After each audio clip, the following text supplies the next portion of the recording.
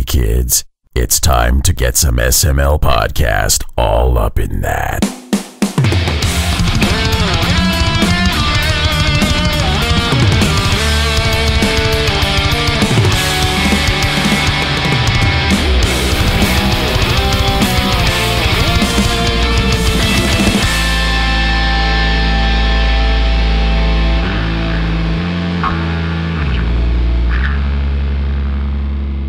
What's up, everyone? This is the SML podcast. I am your host, Joe. Joining as usual, Cole. Cole, how are you doing? I'm fucking alive. Are you? There goes our monetization. Isn't it like if you cuss within the first 25 seconds of a video or something? Is there? Yeah, it's like it's a YouTube law. Huh. Where if you like cuss within the first 15 or 25 seconds or whatever it is of the algorithm, like you automatically get demonetized. Well, so, good thing we have a theme song. We have a 30-second theme song, so I'm not worried. Gonna have to ask for a longer version just to be safe. Also, we're not monetized. So we can get those like 2 pennies every 3 years. I think I need 1,000 YouTube subscribers to be monetized, and I'm at like 904. God damn it. I gotta do more contests. Yeah. More contests and like, I don't know.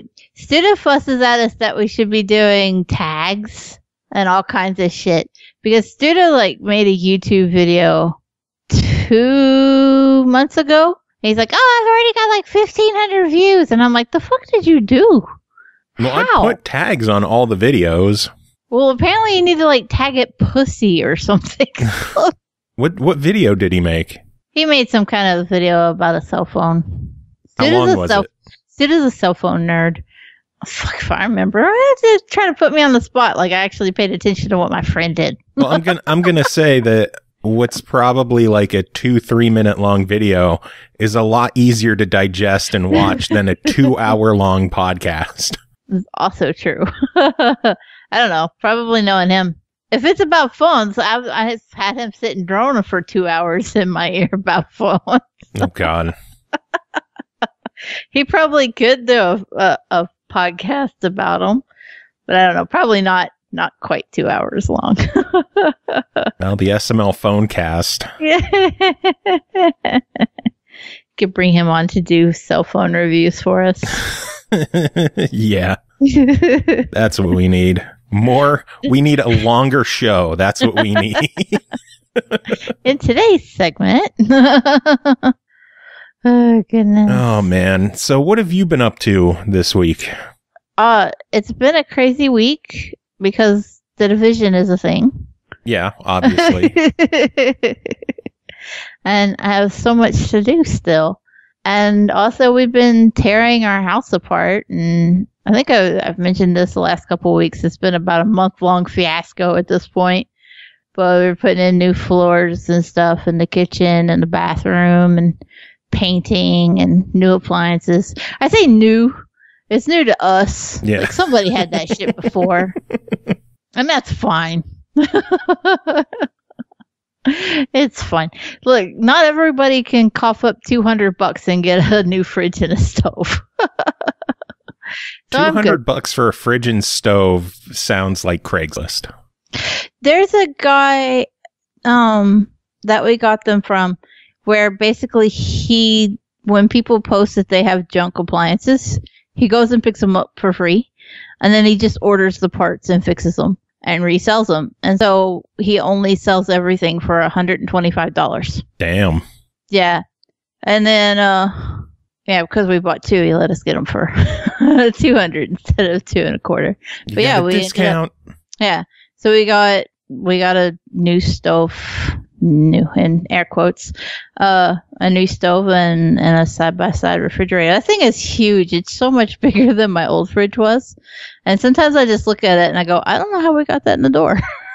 I'm not really sure how David pulled. I know we had to take the doors off of it to get it in. Yeah, you do. Yeah. So it was a thing. Well, and I say, but we didn't have to take the doors off the old one to get it out. Because we have the wider door frames in our house. Yeah. And David's brother was a shit carpenter, and everything's just like oddly shaped. Oh God. But he did do one thing well, and that was he made wide door frames.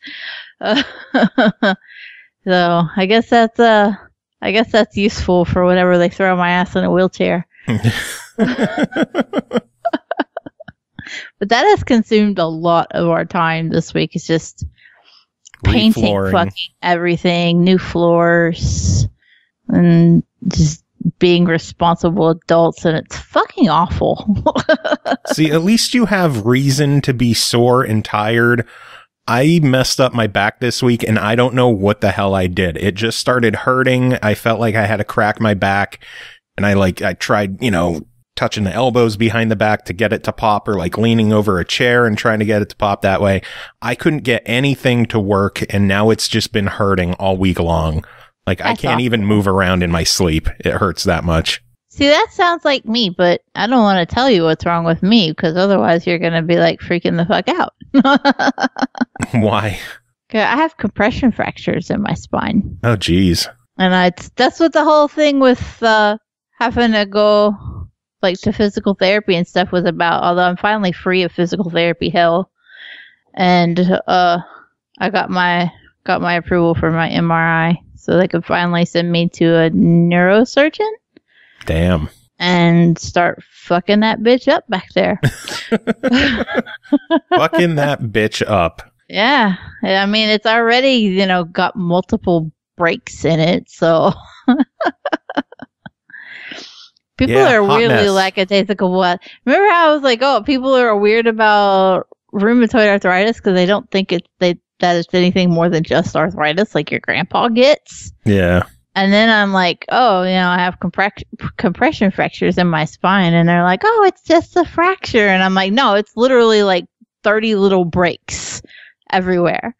Like, you could see on the x-ray there were just, it looked like spider webs all over my vertebrae. God. So it is not a good look. You wear it well. I know, I do. Hey, look, I might be fucked up, but I will go in there and I will paint that kitchen for 10 minutes at a time if I have to. Oh, geez. David's like, go in there and paint as long as your arm can stand it. And I'm like, 2 swipes. And I'm like, yeah, I'm done. Your turn. Oh, God.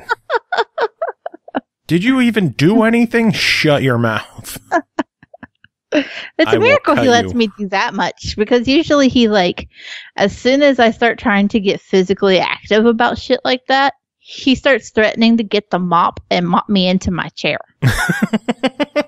And he's done it. I've been getting up doing laundry and shit, and he'll be like, no, you're too busy and you need to sit the fuck down. I'm like, but I got shit to do. We got 3 kids to take care of. We can't just be sitting here looking at the computer as much as I'd like to be. And he'll go get a bucket and some water and the mop and mop a square because he knows I'm terrified of falling and breaking my fucking leg again. That's all I need to do. Let's tear up the other one. Fuck, I have a matching pair. Oh, Jesus. That's hilarious that he'll just start mopping the floor to make you sit down. And it works. It really does. Jesus. Don't tell him I said it works, though, because he'll do it even more often. Oh, my Lord. Your life is insane. Nah. It's the redneck in me. Can't help it. Well, we should probably get to talking about video game news, because that's what this show's about. Fuck it, let's go. We should, huh? Yeah. Sometimes video games, they do things. Yeah, they do. A lot of news this week. We'll start things off. Games with Gold for April were announced. Have you seen these? Yes. Decent lineup. Xbox 360 for the first half of the month is getting Star Wars Battlefront 2, the OG Xbox game. And then the second half of the month, Tom Clancy's Ghost Recon Advanced Warfighter 2, which also coincidentally joined the backward compatibility program this week. This is a good game. I don't have it, believe it or not. I used to have it. I think we traded it in, so I'll be glad to get that back. I like the Tom Clancy games, if that's not noticeable. Yeah, I can tell. I haven't met one yet that I haven't enjoyed. So, hey, whatever works, right? Bring it on. Xbox One for the whole month of April is getting the Technomancer, and then April 16th through May 15th is getting Outcast Second Contact. Decent games? Yeah. Kind of like middle of the road. It's I don't know. I have a hot take. Let's hear it. I think PlayStation has a better lineup this month. Do you? Mm-hmm. Even with only 2 games? Mm-hmm. Well, that leads us to PlayStation Plus for April has also been announced. And for PS4, they are getting The Surge and Conan Exiles. Yeah. It's Or definitely Conan. better. Conan. I'm used the to Barbarian. Conan O'Brien. Yeah. That's the way I say it too, even though I know better. Conan. But it's the Surge. I know I've heard a lot of good things about it. I think you played it and enjoyed it. Mm-hmm. I know I saw Carnage fumble through it like a jackass. Shocking. Yeah, and then but somehow I missed out on it and I didn't play it. And I saw somebody talking about The Surge and Conan, and I was like, oh, that's gonna be Games Gold. And then they were like, oh, it's PlayStation, and I was like, well, fuck. Because congratulations to everybody with a PlayStation that gives a fuck about trophies. Because that's like a 15-minute completion. Conan. Yeah. Well, yeah, if you cheese if you cheese it. Now, if you did that shit legitimately, you'd be here for like 4 years. Yeah. So just cheese it, and then play the game regular because it's still a lot of fun. But it's a quickie. I don't know. I couldn't get into Conan. I'm not good with survival games like survival and crafting. I don't want to do that stuff. I would have preferred it being like an action RPG instead. Yeah, that sounds about right. See, I prefer the crafting and survival stuff over the action RPG aspect. So we're polar opposites. Yeah, that's basically why the survival DLC for the First Division was the best part of the game. And that was because it got rid of the RPG shit and put you in a survival situation. I'm sorry, Joe. It's okay. I understand. Hey, you've been playing more RPGs anyway. I have. And I don't say it like I don't like RPGs, because I definitely do. And I'm genuinely surprised. I've gotten better since the reviewing, where like I pick up on genres and stuff in a way that I didn't used to. And I actually know what some of them are now. And I'll be playing, and even if I'm playing something that I'm not reviewing, I'll be like, oh, look, that's an RPG element. And I'm like, wait a second. I didn't used to know that. I would have just been like, oh, that's a thing this game does. Hooray for experience points. Yeah, I leveled up. But yeah, I think overall it's a pretty even month in my eyes. I think obviously you're getting more games on Xbox and a wider array of games on Xbox, but they're 2 bigger titles on PlayStation, so kind of a wash. I will say people seem a little displeased that we are still getting old school Xbox games instead of 360 games now. See, I don't mind it. To me, free game's a free game. At least they're still keeping up with it, because if they were just caring about keeping up with Sony as a competition thing, then they could easily drop the 360 games, and they haven't. Yeah. So I'm okay with it. But so I will definitely take 4 games over 2. A lot of people are still pissed that Sony hasn't done anything to make up for getting rid of PS3 and PS Vita games in Plus. Yeah, they're People not thought gonna. That they might add like an extra indie game to PlayStation, or add a VR game or something. Oh man, Doc Havoc. What about Def Jam Fight for New York? Oh my god, I would lose my mind if that was made backward compatible. I fucking love Fight for New York. I didn't play it. It's to me, it's the best wrestling game ever made. That would be why I didn't play it. It's like a wrestler, fighter, brawler game, up to 4 players. All Def Jam characters, obviously. Wow. It was really, really good. Def Jam Vendetta and Def Jam Fight for New York were 2 really, really awesome games. And then they came out with Def Jam Icon and fucked it up, because they changed that to a one-on-one fighter where you're supposed to fight to the beat of the music, and it was just awful. I feel like I remember seeing that one. Yeah, that was on 360. Fight for New York was only on original. Like, oh, I would play that because I like fighters. It wasn't good. Especially after how good Fight for New York was. Icon was just, Doc Havoc, Def Jam Icon snatching defeat from the jaws of victory. Pretty much. That is very accurate. Oh, well. But yeah, that was the only Tom Clancy Ghost Recon Advanced Warfighter 2 was the only game added to the backward compatibility lineup this week. I'm kind of getting bummed that we're only seeing like one game anymore. I miss when we would get 3-4 games each week. You know, I'm starting to become convinced that there's like this whole treasure trove of games that they're just sitting on. And then something big is going to happen. And they're like, surprise, here's another 100 games.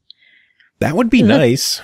That would be nice. It's probably wishful thinking on my part. I have no reason to believe that that's what's happening. I just want to believe that's what's happening. I have a feeling if they announced 100 new backward compatible games, I would probably own like 80 of them. I mean, that's a given. I would be surprised if it were only 80.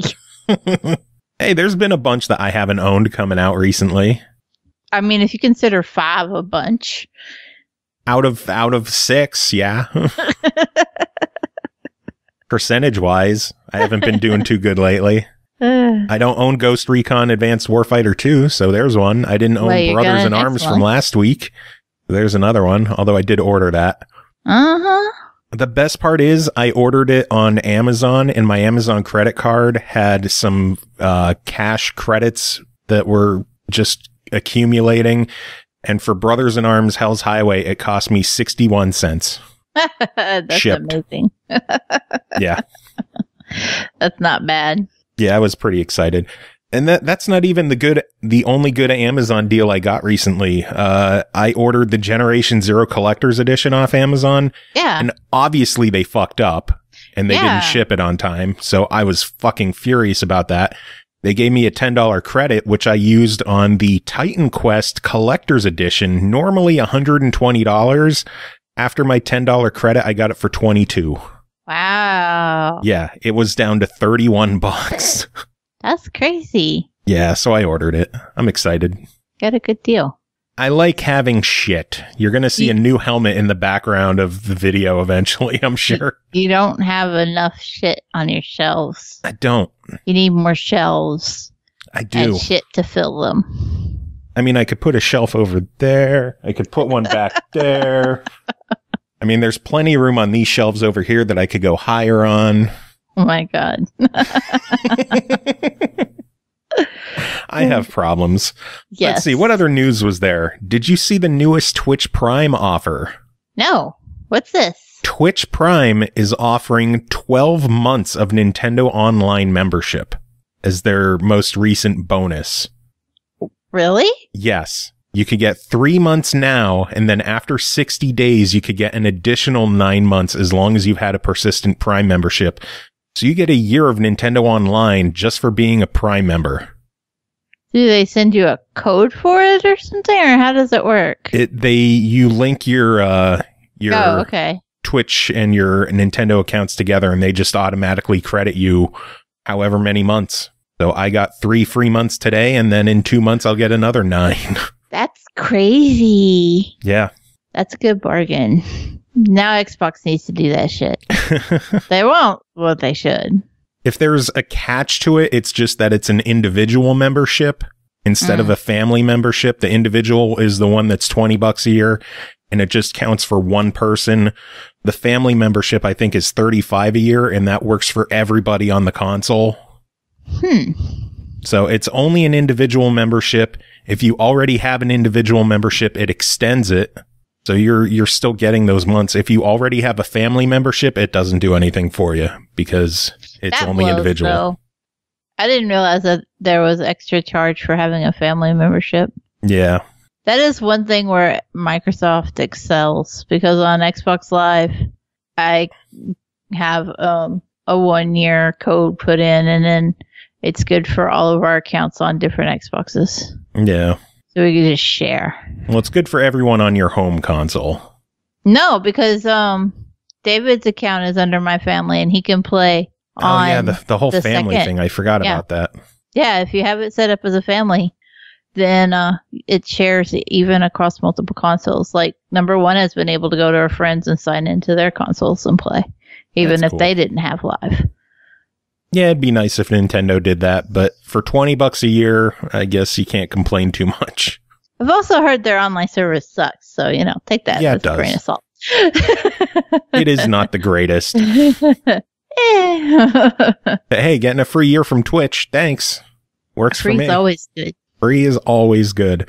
What other news? WayForward has announced that Shantae 5 is coming later this year to Xbox One, Switch, PC, PS4, and Apple Arcade, which is a new premium subscription service for iOS. We haven't even talked about Apple Arcade yet. I know, and I wasn't really planning on it because I didn't follow it too much, despite the fact that I have an iPhone.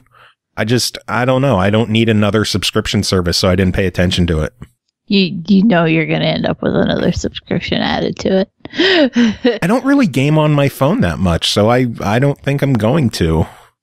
Did they announce, because I didn't follow it either, but is it like, I assume it's going to be a thing where you can be like, add it to my phone bill and not even know it? Possibly. I really don't know. Weird. Yeah, as far as I know, I would assume it just comes out of your balance or whatever your iTunes backup payment is. Mm-hmm. Because I'm subscribed to ESPN Plus through my phone, and I just get a $5 charge like through iTunes once a month. Yeah. See, I don't have any Apple devices, so it's an Apple-free family. I like my iPhone. The only apples that come through the store are the ones you can eat. Crab apples. Actually grow those. I love them. Oh, God. Borderlands 3 has finally been announced at PAX East. This is a tiny little game that nobody's heard of. Why are we talking about nice this? Little indie. The trailer looked awesome. I can't wait to see more of the game. So here's the part where I say that I haven't ever played Borderlands, and you tell me that I need to go do that shit. And then I say, yeah, by next week. And then I don't go do it because Devil May Cry 5 is still in my backlog. So... Well, the good news is if you haven't played Borderlands, the original Borderlands is getting a Game of the Year edition for Xbox One and PS4 that's releasing April 3rd. Oh. So the original Borderlands getting Ultra HD visuals, 4-player support, a mini-map, gold chests, all this fun stuff, all these upgrades coming to current consoles, and it's going to be a free update on PC, and yeah. Nice. It's April 3rd, so it's next week. That's a pretty big deal. Did they announce a release date, or is it just surprise, look what we're doing? Borderlands 3, I didn't see a release date. Okay. I gotta say, though, even though I did say I haven't played Borderlands 1 or 2, I watched Shiz play them, and then that was my extent of my experience with Borderlands. I think you would love Borderlands. I feel like I would. I said that the whole time I watched Shiz play it too. I was like, this is something I don't know how I haven't played it. It's a pew pew. But watching the trailer, I was just like, I have no idea who these people are, and yet I can understand why somebody would think this was cool as fuck.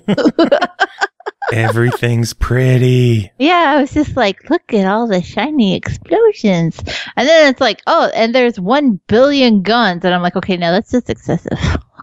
Yeah, it is. I just need one assault rifle. Until you find a new one. Shiny assault rifles. Yeah, you're always finding new, better equipment in Borderlands. So it's a looter shooter, isn't it? Yeah. Huh. See, I don't know why I haven't played it. I think you would love Borderlands, so you should check out the Game of the Year edition that's releasing on April 3rd. Also releasing on April 3rd, the Handsome Jack Collection is getting Xbox One X and PS4 Pro upgrades.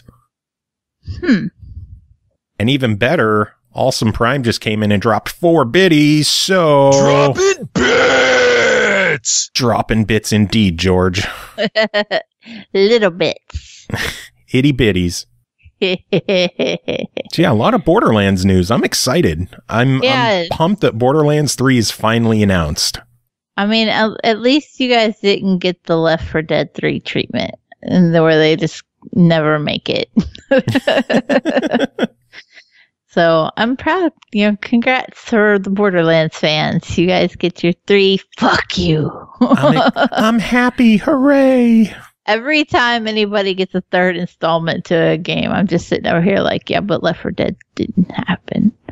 I just hope Borderlands 3 is good because I loved Borderlands. I loved Borderlands 2. Borderlands, the pre-sequel, just didn't do it for me at all. I've heard a lot of people say that. So I'm hoping Borderlands 3 brings the series back to what made it fun. I mean, it looked cool as fuck, so there's that. It did. But at some point, because of all the pop culture references in that game, at some point, Claptrap is going to do the Fortnite dance. Oh, geez. It's going to happen. He's going to be flossing his way across the screen. So, that's my payback for never getting Left 4 Dead 3 and you guys getting Borderlands 3, is that now you have to dream about Claptrap doing the floss. I wouldn't be shocked. You're welcome. Surprising news, Torchlight 2, a game from 2012, is hitting consoles this fall. Have I played Torchlight? Why does that sound familiar? Well, Xbox 360 got the original Torchlight. I swear I've played it. You might have. It sounds so familiar. It's good. But yeah, Torchlight 2 hitting consoles. Specific consoles were not announced, and all they said is that additional details will come at a later time. But if you are a fan of dungeon crawlers and your Diablos and whatever else, you are in for a treat. Is Torchlight 2 coming to console? Well. Hooray. Yay. It's always good when games make it to console, even if it's 74 years later. I've been waiting for Torchlight 2 for years to hit Xbox. Well, then I bet you're happy. I am. I was thrilled when I saw the news. I'm pumped. And it looks like Awesome Prime is pumped too. Yeah. Kaz Hirai, the former CEO of Sony and the current director and chairman, is officially retiring in June. They say he will remain as an advisor to the company, but he is officially retiring, and I'm sure he's going to enjoy spending the rest of his life with his family and Ridge Racer. Yeah. So congrats, Kaz. I hope you enjoy your retirement. Yes. Speaking of PlayStation held a State of Play video event showcasing a number of games coming to the system. It was very VR focused, with Five Nights at Freddy VR, Iron Man VR, No Man's Sky VR, a couple of other games were shown off. It just seems like Sony's going hard with VR this year, which is good. I've got one question. Yes. No Man's Sky VR. Who the fuck asked for that? A lot of people. There's a lot of people who are excited about it, too. Okay, I'll let it go. I'll allow it. Yeah. And speaking of the PlayStation VR, it's now official they have sold over 4.2 million PSVRs. That sounds like a lot, but it's not in comparison to how many consoles they've sold. Yeah. I mean, it's still a good number, but it's probably still only like 5% adoption. I think the price has a lot to do with that. Well, it's been coming down. That shit's still expensive, though. I wonder what the going rate is on them right now. I'm going to look this up, because why not, right? I mean, I do on-the-fly research on the show all the time. It's not anything else. Did we review the new Power Rangers fighting game? Was there a Power Rangers fighting game that just came out? There was one that just came out this week. We didn't get it, though. Unfortunately, I tried.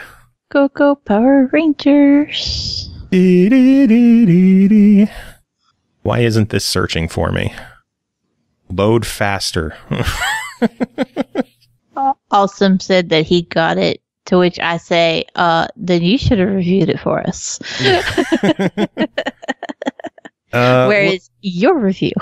Looks like the Astrobot and Moss bundle is $2.99, and the Beat Saber Borderlands bundle is $3.49 for the PlayStation VR. Moss is so good, though.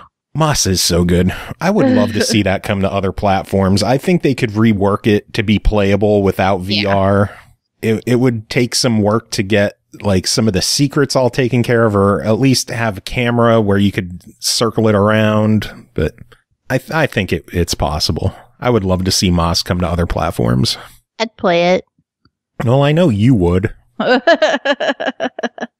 Just right, I play everything, and there's very few things that you can put in front of me that I wouldn't say, well, I'd play it. So what other news did I miss? I know that there was a lot of news this week. I didn't get everything. So what do you have that I didn't get? I don't know that I wrote anything. I don't even have my notes in front of me like I normally do. That is very helpful when you're doing the show. Watch me open my notes and like have a whole big box full of shit that I don't even know what week it is. Oh no, I have nothing written down. Boy, I'm the best. Helpful. Well, can you think of any other news that I didn't mention? No. Well, I guess I was gonna have us talk about the Apple thing, and then we already went through that, so never mind. Yeah. Awesome Prime mentioning that Elder Scrolls Online is free to play on Xbox, I believe until April 3rd, actually. They wasn't Morrowind free, but it was only for one day, and that was it. And then you couldn't get it after that for free. Through Bethesda's website. So yeah. It wasn't for Xbox. But it was still free, and you can't get it now. So that is very helpful. I was partially there. That is very helpful to tell people after the fact that, hey, you missed a free game. Sometimes the news is not on time. You didn't say, did I have any timely news or any breaking news? I just happened to remember that, yes, at some point this week that was news. All right. Well, then I guess that's my own goddamn fault. Best co-host. Well, I guess if that's all the news, are you ready for reviews? Fuck yeah, let's go. We're speed running this son of a bitch. Holy shit. We're only a half hour in. First game to talk about tonight is called Windscape. Developed by Magic Sandbox, published by Headup Games, released March 27th on Xbox One and Switch, and out of Steam Early Access for $19.99. In Windscape, you play as a young girl living on your parents' farm set in a lovely world made up of floating islands in the sky. As you discover the world, you learn that something has gone terribly wrong. Islands are breaking apart and falling from the sky. Cole, tell us about this one. So this game has got an absolutely adorable... I want to kind of call it, I guess it is low poly. I feel like I've described everything lately as a low poly art style. And here we are again. It is a first person adventure game. Kind of Zelda-ish in a way, but maybe not as epic. And that's not a bad thing. Don't take that as a bad thing. But not as fleshed out, obviously, and full-fledged. So you do play as Ida, who is a young girl who's on her parents' farm. She's a bit adventurous. She likes to go off and do her own damn thing. And her father knows this, so rather than like trying to tie her down, he's just like, hey, I got an adventure for you. And then there you go. The game is a little deceptive because when I first loaded it up, I got into it. I started to explore. You could see the NPC of the dad walking around on the farm. And I'm like, I'm going to take a few minutes and I'm going to poke around and just see how hard it is to move and everything. And that's what I was doing. And I was thinking, this is, doable. This could probably be kid friendly. It looks adorable. It's going to get a kid's attention. Mm-hmm. And then I immediately went to the NPC and he cussed at me. What did he say? He just says, damn. But that's not that bad. That was where I was like, yeah, I was wrong about the kid-friendly part. And I think realistically, like, I don't understand why the dad it's just the most random damn thrown in, and literally nobody else in my experience with the game has said a single cuss word. And so I'm so confused by it because he says it every time you click on him. And I'm like, damn it, why? It's such a weird thing to fuss about, but when the game seems so kid friendly, like, there's parents that would be like, and clutch their pearls, whereas I don't know, number 2 or 3 can't read, and number 2 can only barely read. So I would probably still let them play it. But it did kind of catch me aback because I kept thinking, this is fine. This would be a family kind of game. Yeah, I was wrong. I don't think damn is that bad of a word. They say damn in PG-rated movies. Some do. And I'm old-fashioned and redneck, and I go, when people say damn in kid stuff, so. Lordy, they said the D word. I mean, not that I've ever censored my own self around my kids even. But I do just find it weird when it's something that's, very kid-friendly on the surface, and then it busts out with damn. And I'm like, wait! And I think the bigger issue is he says it every time you click him. Every time. It's right there, smack in the middle. But once you get past that, once you get past the dad, then literally nobody else has said anything. and it was just odd, and it stood out to me for some reason. But you're weird. I am, but I was really thrown off by it. Well, it's a T-rated game, so... Is it T-rated? Yes. I wouldn't have rated it well. It's rated T for violence. It doesn't even mention mild language. That is how nothing the word damn has become. It's true, though. And, I remember listening to a song when I was a kid where they spelled out the word fucking. And I say when I was a kid, I was 17, and my mom took the CD away from me. So no wonder I'm like, damn. But as far as the rest of the game goes, I'm even surprised that it gets a T. It doesn't even have... The fighting feels like Minecraft fighting. You literally start off with a club, and then if you smack the shit out of a couple of wolves, then you can use their fangs to make a club with teeth. And then eventually, if you're good enough, you can start crafting swords and shit. But still, it's Minecraft level of combat. And because of the low poly art style, it's not even realistic. There's not blood splatter or anything. So I'm really surprised that that's the actual rating. And I think maybe damn had more to do with it than we think. Anyway, you're going to go on this adventure. It's first person adventure. Like I said, I have one complaint about that. And either this chick is really short or the camera is really low to the ground. And I'm gonna err on the side of the second one, but it just feels like you can never really tell your position to things because the camera is so low. So you're like, either I got super short ass legs or something's amiss. And it does kind of... Could be a dwarf. Could be. And I'm all about representation in games, but she don't look like no dwarf in the inventory screen when you're looking at her. So I don't think that's it. It just kind of bugs me when the camera is super low like that in a first person. Otherwise, it was fun. It was a lot of fun. You go around. Sometimes you beat up on some wolves. Sometimes you beat up on some bumblebees so you can take their honey, which, by the way, save the bees. Don't kill bees for honey. But in the game, you kill the bees for the honey. Also, sometimes bees have money. I don't know. I don't know. Why wouldn't they? They have allowances. Maybe, I guess, but where do they keep the coins? Where did that come from? You might want to wash your hands after you pick that up. Oh, Lord. I will say I was surprised at how fast the game moves along. Even with just within the first hour, I had already knocked out half of the achievements. Damn. And because they were all super mundane stuff, you can get an axe and you can chop down trees. And it's oh, chop down 5 trees. Congratulations. Here's 100K for score. And you're like, oh, okay, thanks. Hooray. Yay. For the most part, I thought the game was fairly easy, but I did get to one part where the difficulty just kind of spiked up. And part of it was because I was fucking up. Because eventually... you have to get to a point where you're crafting with mana, and because RPG elements. Mm-hmm.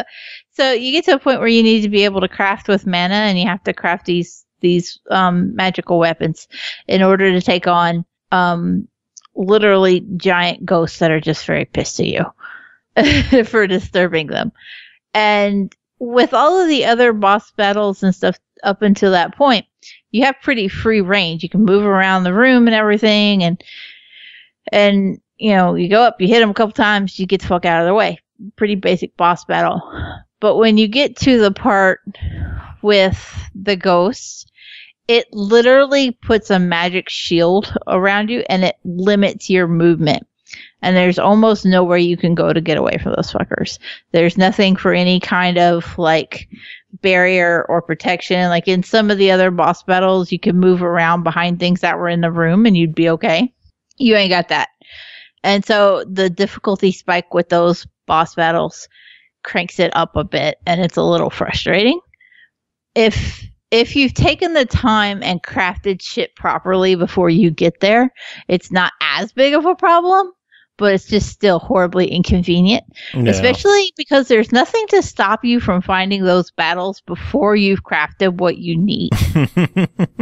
And so your only option is to stand there and try to use your little rinky-dink club to beat the shit out of some wailing ghosts that are immune to literally everything except for one specific element. And you're like, oh, that's fun. And then you just got to wait for them to kill you so that you can hope you hit the respawn point before you went in there, and then just turn around and not go back till later. GTFO. Yeah, it would be nice if there was some kind of, you know, warning that you're about to start a boss fight if you touch this. And there's not. Shit's about to go down. Save now or turn back. Yeah, and it's just weird because it's that one spot is just so weirdly difficult when everything else is like da da da da da. Whack a wolf a couple times and you're done. Yeah. You know. But otherwise, I had a ton of fun with it. I was surprised that it is a little on the shorter side. You can get through it fairly quickly. But it is a lot of fun and I did enjoy it. I do want to throw out a warning. This game severely fucked with my motion sickness. Did it? Yes, very bad. Like I got to the first village and I was feeling nauseous and I had to turn the game off. Really? Yes. I don't know why. I don't know if it was just that low ass camera angle. Possible, or it could just be the low poly look of it. It just, yeah, it messed with me. So if you are susceptible to motion sickness, you might want to be careful with this one. Yeah, I didn't have any problems with it. Yeah, but as it stands, $20 on it. What do you say? I do give it a buy it. I thought it was a lot of fun. I think if you enjoy these action adventure type of games and you want one, usually with a game like this, you're not going to get quick and easy gamer score. Yeah. And so this one just popping them left, right, and center. I was like, yeah. And they're big ones too. They really are. I was like, this is the kind of entertainment I needed today. So I really did enjoy it. I do give it a buy it. Awesome. Sounds good. Next game to talk about is called Smoots World Cup Tennis, developed and published by Kaneda Games, releasing April 5th on Xbox One for $12.99. Play the funniest arcade tennis game ever, Smoots World Cup Tennis. As you can tell, this is a arcade style tennis game. All the characters are these cute little chibi smoot looking things that it is adorable. Do they say damn? No, I did not hear them say damn. I just had to ask. No, there was no profanity that I saw in Smoots World Cup Tennis. Okay. That's good. They do make noises, and I'll get to that in a little bit. Uh-oh. But, it's hilarious. There are a handful of modes in the game. There's exhibition, there's tournament, exhibition, or there's a story mode. The story mode is obviously where all the good stuff is going to be. It goes week to week where there's different events every week. You can either do like exhibition matches. They'll have tournaments that you can enter. Sometimes the tournaments are limited to what ranking you have. So you might have to take a week off and just rest and restore your stamina. The best part about the story mode is the character customization. There are a ridiculous amount of options for your character. Eyes, noses, mouths, beards. accessories. There's like 4 pages of different tennis rackets that you can get. Anything from like a guitar to a fly swatter you can buy in the game. Wow. My current tennis racket is a shish kebab. Just a kebab with like meat and veggies on it. And I'm smacking a tennis ball with it. It's amazing. The character customization in this game is fantastic. They have a couple of pre-made characters that are in the exhibition modes. They have like a Chuck Norris looking one. They have a Mr. T looking one. You can get some really cool looking characters created in this game. Back to the story mode. You're obviously trying to increase your ranking as you go through playing matches. The actual matches, the ball physics work really well. The game it's tennis. We've reviewed a handful of tennis games on the show. This is the most approachable and easiest to pick up tennis game that I've played on the show. I just lost my train of thought. It's just really approachable and easy to play. They do have, slices and lobs and everything else for the people who are more into tennis and want that deep, tennis action, which, you're going to get later in the game. You can change, you can't change the difficulty during the story mode, but obviously the game gets, my train of, oh God, you're making fun of me in chat. Oh, you're mean to me. It was funny though. You're so mean. I don't make fun of you when you lose. Yeah, I do. At least I did it in chat, not over the air.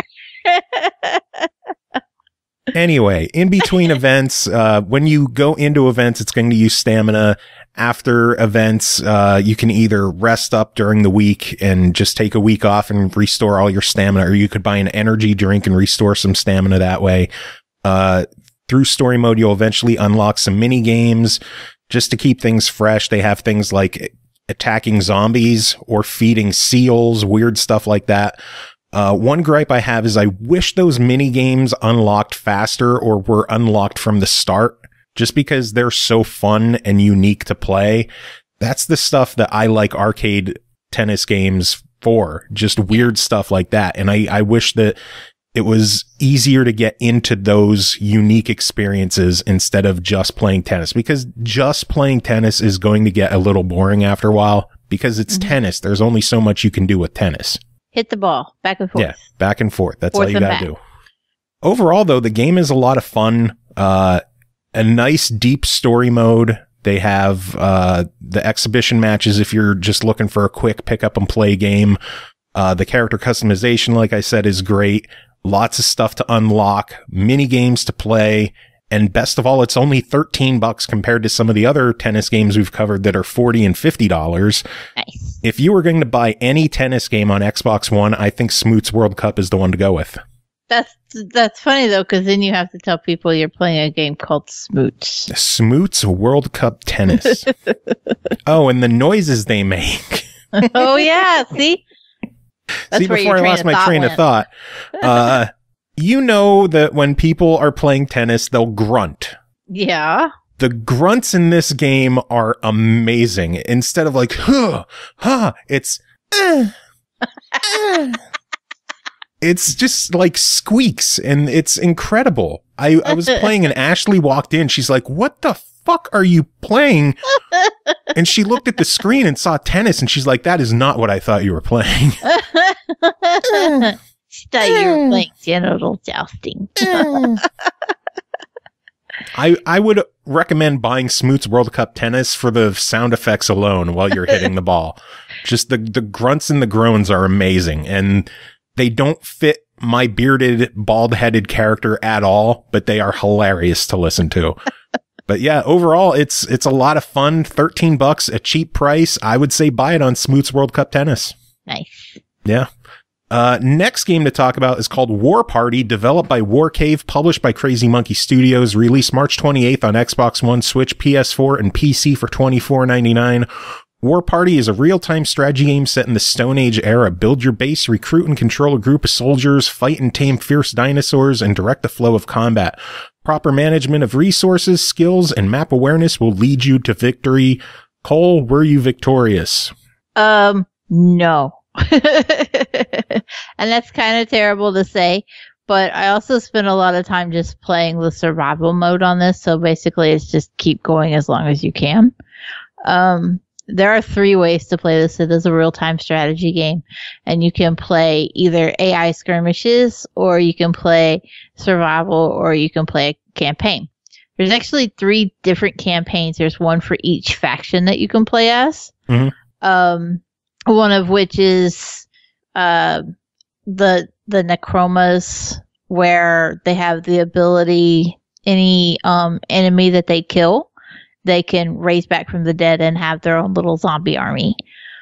Or there's the Vithara, who are able to tame the dinosaurs and aren't attacked by the dinosaurs. And then there's also the Wildlanders, who are basically just your plain run-of-the-mill humans who don't do anything special. So it is a real-time strategy. It's kind of a Stone Age era real-time strategy, in that, like I said, there are dinosaurs and there are also other people. For example, in the Vithara campaign, while none of the dinosaurs do attack you, your whole goal is just that your character has decided that humans suck shit and that he needs to kill them all. And so he's going to use all the dinosaurs to go literally fuck up everybody else. So there are the 3 different campaigns, but the way that I enjoyed playing it most was just in survival, where you have waves of enemies coming at you that get progressively more difficult. As a real-time strategy, I think that this is one of the ones, if it had a better tutorial, I would say it would be super easy to get into. Sometimes real-time strategies, they can be overbearing. There's so much micromanagement that it's really hard for new players to learn. I feel like this is more on par with, say, Halo Wars, whereas you can learn it very quickly. The tutorial is shit, though. Yeah. And I feel bad saying that, because it does explain the strategy concepts, but not how to actually build these things. So it's like, oh, train 2 warriors. And I'm like, yeah, but how? What button do I push? I just went, and it took me forever. You push the train button. I had so much fucking food because I figured out how to gather, but I couldn't figure out how to train. And I was just there, like, everything it would tell me to do, I'm sitting there looking at it going, but how? And I gave up on the fucking tutorial and just went and played survival and did fine. Oh my Lord. I don't understand. Because when I was trying to go through the tutorial, I'm like, okay, teach me what to do. And it didn't. And then when I went into survival, I was like, I was a bitch at Halo Wars. I was really good at that. And I'm just going to apply some Halo Wars strategies here. And it fucking worked. And it was just like, oh, I couldn't figure out how to train things because I didn't realize that it takes the Halo Wars mechanic of clicking on the building and choosing from the wheel. It was like playing Halo Wars with dinosaurs. And when I got it, I'm like, hey, I like this. This is good. And I did fine. But that tutorial was shit. Sorry to the developers, but please work on your tutorial. It really was a lot of fun to actually play through the different campaigns, though. I didn't get very far in them. And this is my biggest complaint, is basically like, if you're not going to sit down and play through it, your only option to get back to the main menu is to just surrender and give up. Interesting. And I'm like, either I'm doing something wrong, or there is literally no way to get back to what I was doing. I never found a way back to what I was doing, and so I never actually beat anything. And I'm so mad about it. The concept of exploring the map, because just like in any other strategy game, you have your area that you can see, but the rest of the map is covered by the fog. And, you know, you need to send troops out and scout, find resources, and you need to be able to build up an army. I did find that this is another Halo Wars thing. And although I don't necessarily mind the mechanic, it can get a little monotonous. But realistically, in order to win anything, like I was doing with the survival mode, is just crank out as many units as you can, as fast as you can. Yeah. And eventually shit's gonna fall and die no matter what else you fuck up. Which is good. But it can make the game become monotonous a little quick. You're like, okay, yeah, I just built 300 warriors, now what? Kill everything. Just walk around, let it all die, and we'll do it again. So it does kind of wear out its welcome a little as far as that goes. Especially, I think it was a little worse in the AI skirmishes. At least with the campaigns, you had some kind of story and reasoning behind what you were doing to back you up. Yeah. But in the AI skirmishes, it's like, okay, well, I killed him. Next. And sounds like you on the show. Yeah, it was a little more monotonous and daunting because at least I have funny anecdotes to throw in on the show. Sometimes. Sometimes. And other times I'm just like, speaking of dicks.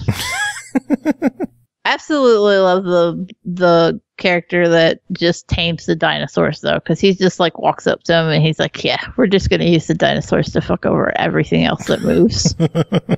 I thought as a campaign that was definitely a more difficult campaign, but it was fun.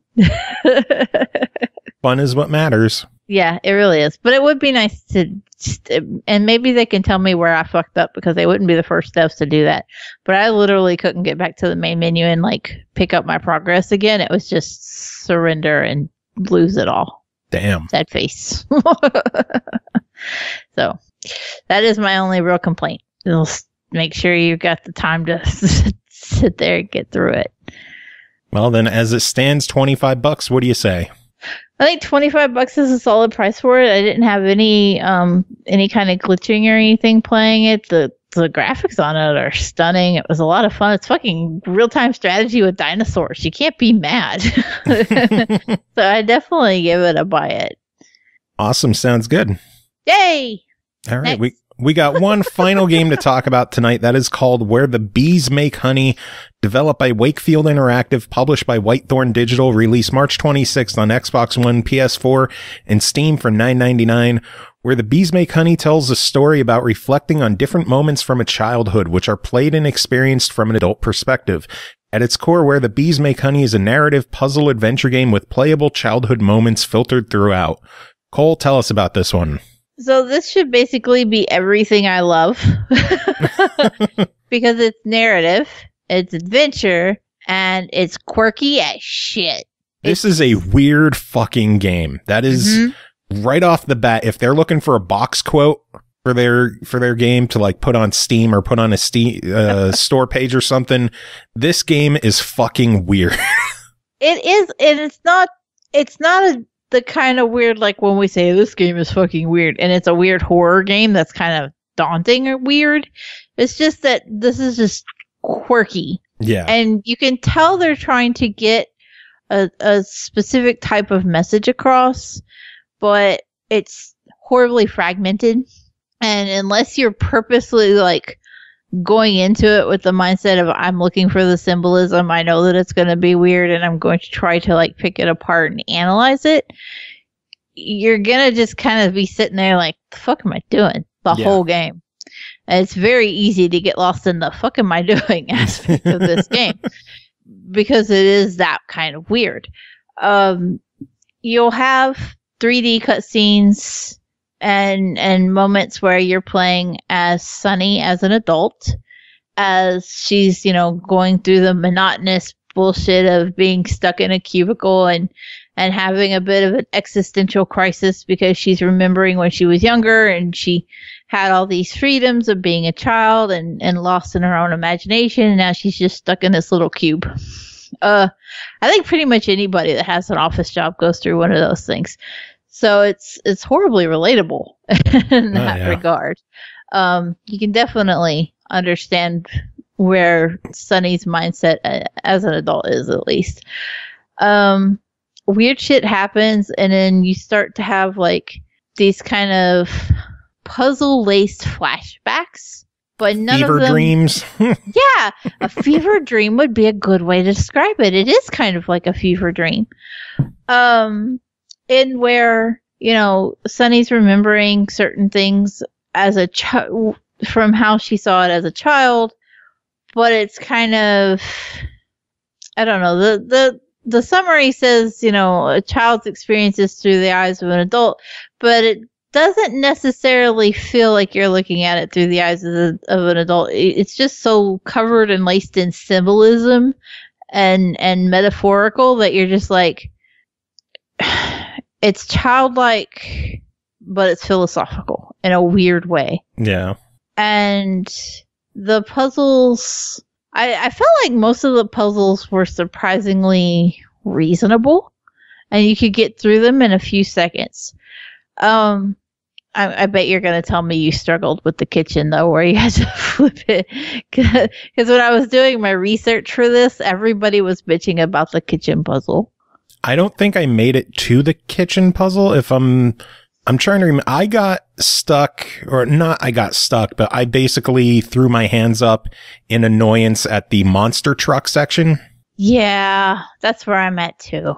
The monster truck section, they have different, I don't want to say mini games, but there's different gameplay elements that are sprinkled around, whether it's like a side-scrolling platformer, whether it's like collecting honeycombs. There's a section where you're a rabbit running through nature that has that one too. The platforming in the rabbit section can kiss my ass. Oh my god. And I want to give the developer props, because the actual movement of that rabbit is so physically sound that it was incredible to watch. Like, even the way the rabbit backs up. I've had pet rabbits. I've raised rabbits for a long time.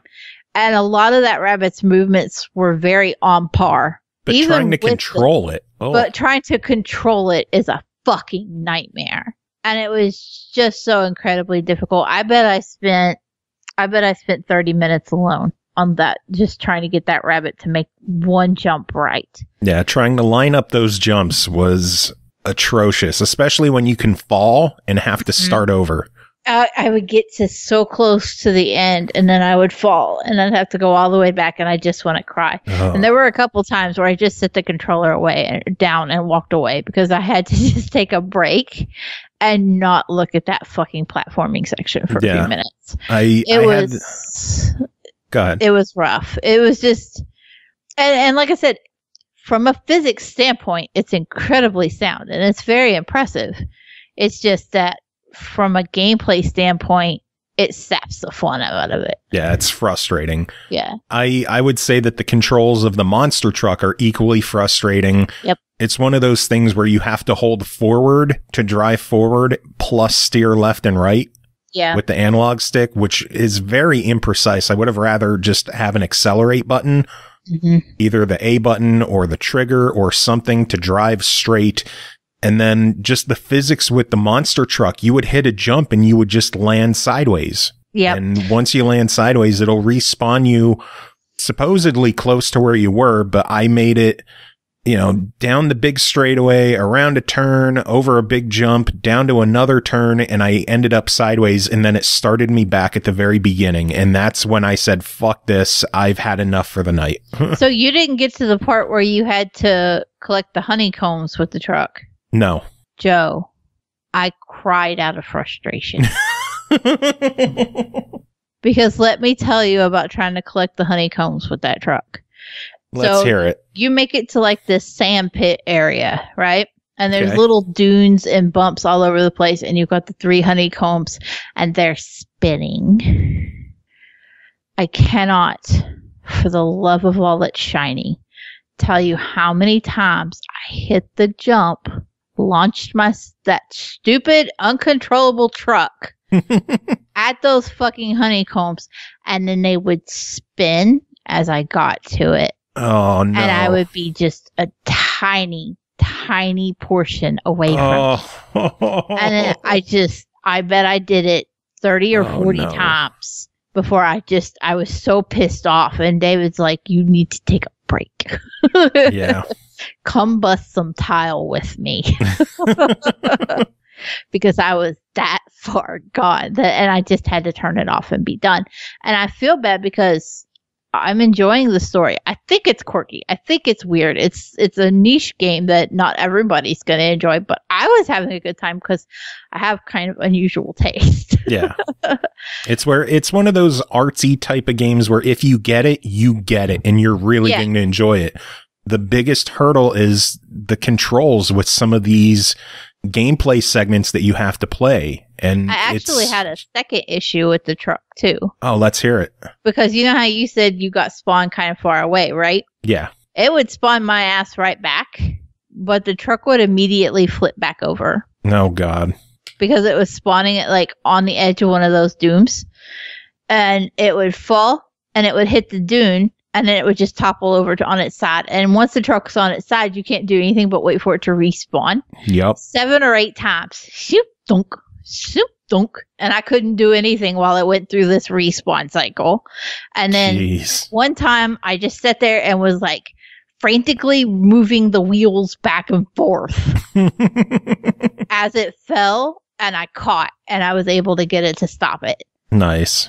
That it was just dumb luck. And otherwise I had to sit and wait for it to cycle it through. That's not good game design. It's really not. And I'm sad about it because the control zaps the fun out of everything else that you can enjoy about the game. And I want to finish it. I want to go back to it. I want to see the end of it. I was breezing through the puzzles. I didn't have any kind of issue with them. And then it just gets to this and I'm like, and I got 2 of the honeycombs. I just can't get the 3rd. Jeez. And I've gotten within, you couldn't put a pube hair between that truck and that honeycomb. And yet somehow it would give it to me. And I don't know when I'm going to be motivated to go back and try it again. Because I really do want to see the end. I know. It's a fun, enjoyable, quirky, weird game that just has these gameplay elements where the actual physics in the gameplay is holding it back. And that's a bummer to me. It is. It's really disappointing. But overall, $10, what do you say? I'm going to give it a very hesitant try it because I did enjoy it. I do think it's a really cool story. I did like how the puzzles mixed up and how 1 minute you're in a platforming section and the next you're in a little isometric puzzle where you've got to rotate the room to get the honeycombs and stuff. I just really want that monster truck and rabbit section to be fixed. Yeah. And hope that there aren't sections beyond that are even worse because I didn't make it there. Yeah, I can agree with that. I would love to see the monster truck section, at least the monster truck section reworked. The bunny would be good too, but I got through it, so fucking whatever. I made it through that. I want to see this game polished and refined because what's there is so unique and interesting. Yeah, and I know that there's not a huge market for these kind of artsy, quirky games. But I do love them. And anytime I see one like this, I'm all over it. Joe's like, do you want this? And I look at the trailer and I'm like, fuck, yes, I do. And then to play it and be stuck and have the controls be wonky like that hurts because I want to be like, buy this weird shit because there's it's weird. Not and enough it's fairly easy gamer score too. Yeah, it's popping on left, right, and center. And it's like, there's not enough.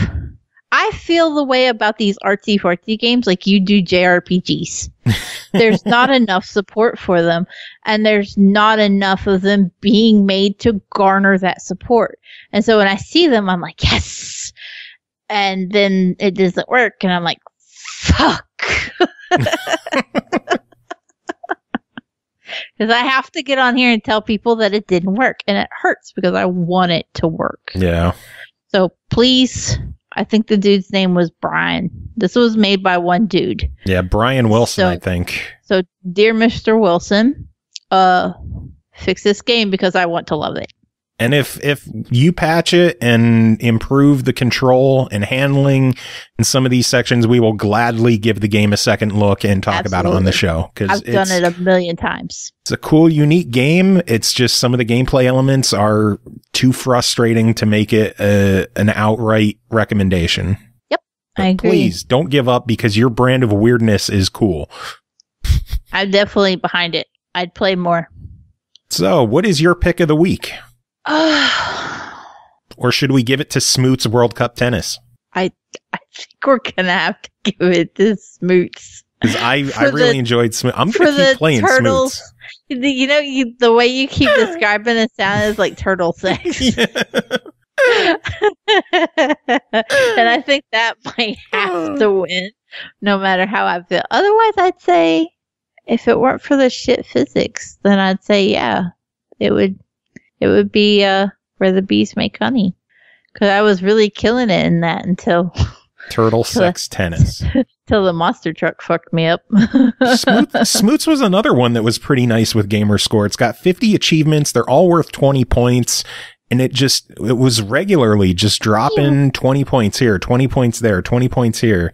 I enjoyed it. It was good stuff. Yeah, this week was good for my Gamerscore. Yeah, it was. Thanks, guys. Wait until you play Metagal next week. Yeah, except Warparty. Warparty, I don't think I popped a single achievement in it after like 8 hours. Oh my God. Fuck.